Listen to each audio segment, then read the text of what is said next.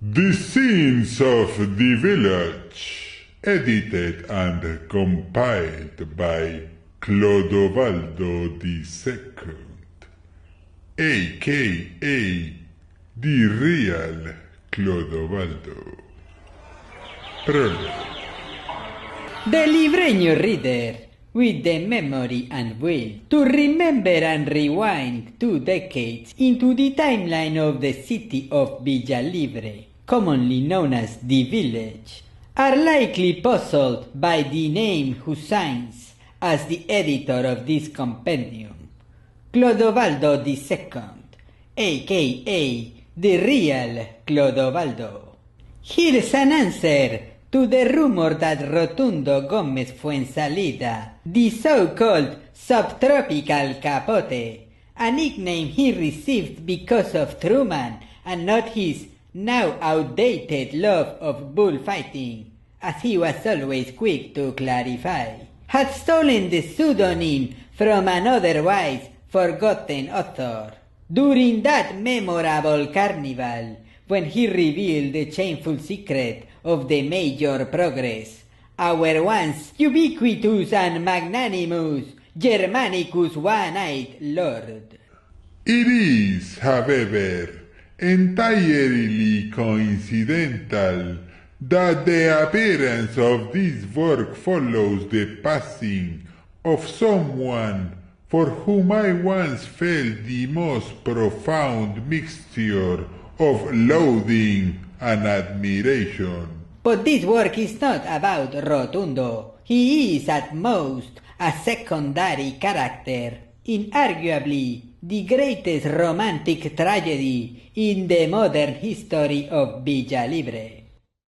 For those wondering why the task of curating and presenting the verses conceived in the collective minds of the master of Tumbao, the one and only Humberto Shorty Ortega, and the mystifyingly indecipherable genius, as Humberto himself described her, of Matilde Andrea La Nena Basler, has fallen on someone they surely consider an unremarkable messenger.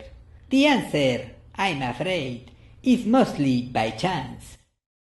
The artistic consequence of the brief and tormentous affair between the legendary Bart, the gifted bastard of the Club of Spectral Voices, and the daughter of the Major Progress, our perpetually Teutonic One-Eyed Lord.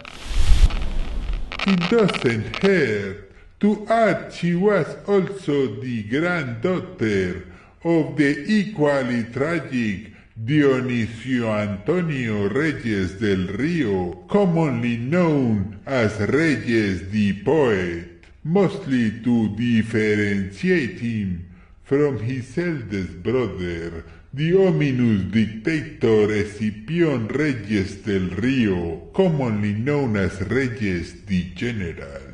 For decades, there has been an intense debate about the influence that La Nena had in the writing of that piece of musical theater, which never got to meet the stage due to her premature departure.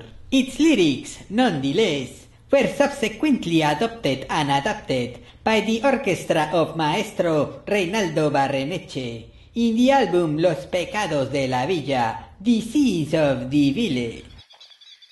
The appearance of these verses contradict the opinions of those who disregard La Nena's involvement. The list includes a wide range of different and often discordant voices, such as those of the radio announcer turned media mogul Braulio Campanillas, aka the voice of Villalibre, and his bitter rivals Rodolfo Ploshitoy Arango and Nicanor Contreras, commonly known as El Terror de los Parlantes, the terror of the speaker.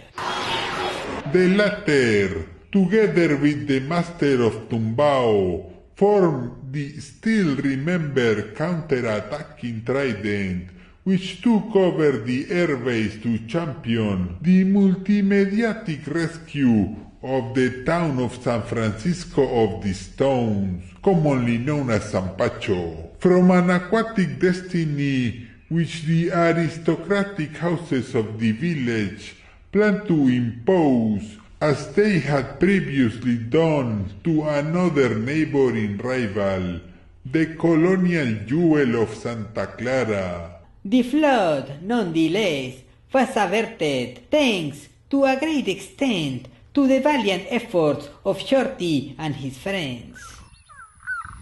Their struggle, it must be pointed out, coincided with La Nena's suicide, in the middle of a confrontation that involved her lover and her father, as well as her eldest brother, the Major Celebration, who by then had already inherited the title from his father and namesake.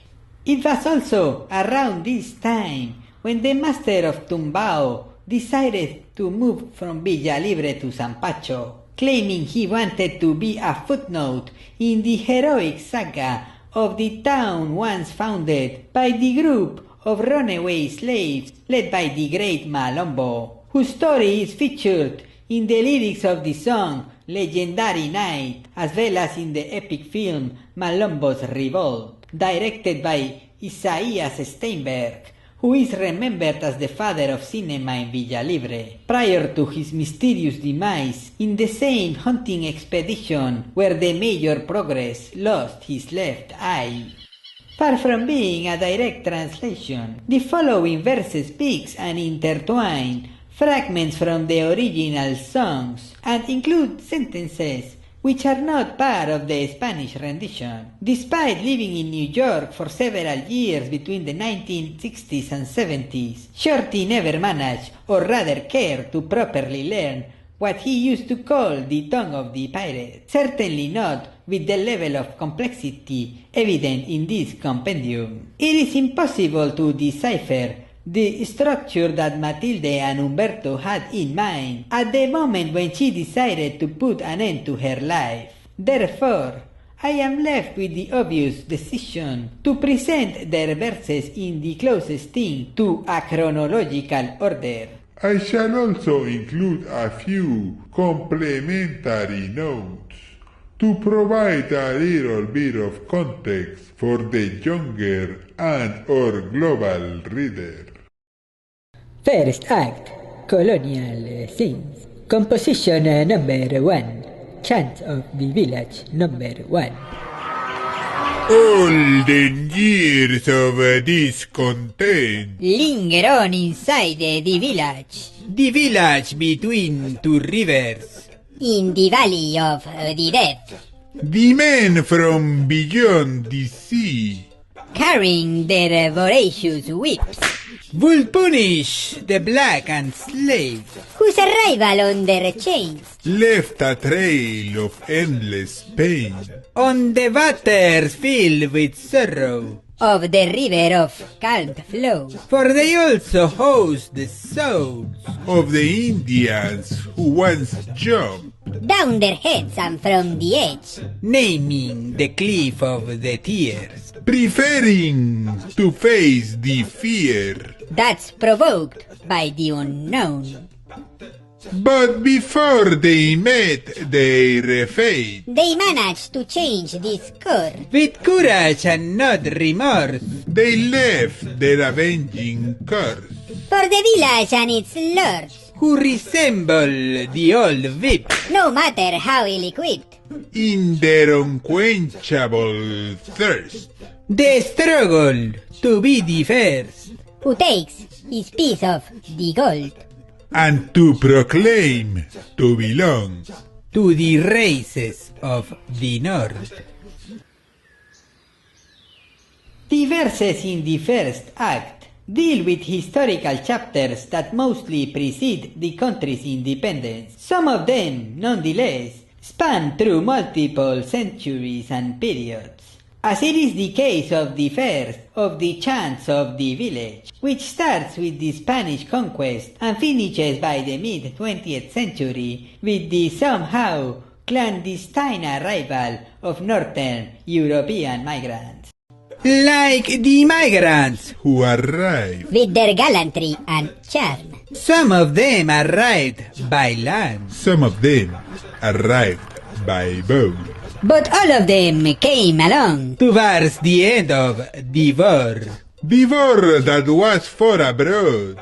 Of stupid fanaticism. A generational schism of cadavers piling up.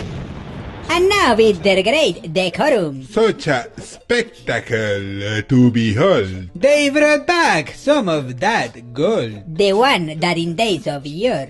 They had shipped back to their lord. Who then sewn it in their clothes. And they melted into bricks. Like those that recently appeared. In an act that has been framed. As mysterious mysticism. And happened to bear the mark of National Socialism.